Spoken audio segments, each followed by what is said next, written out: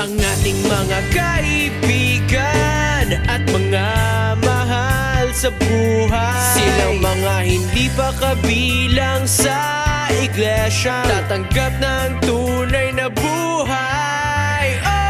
Atin na silang gagayin upang sa iglesia ay mapabilang, nang lahat tayo'y makinabang sa pangakong kaligtasan.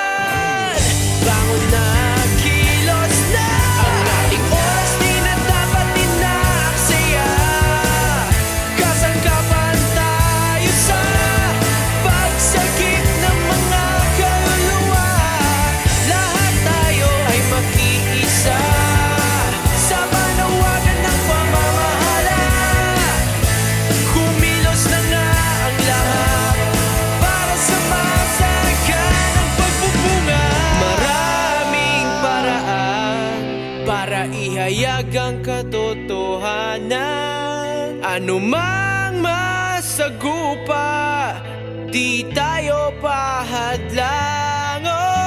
Maraming paraan para ihayag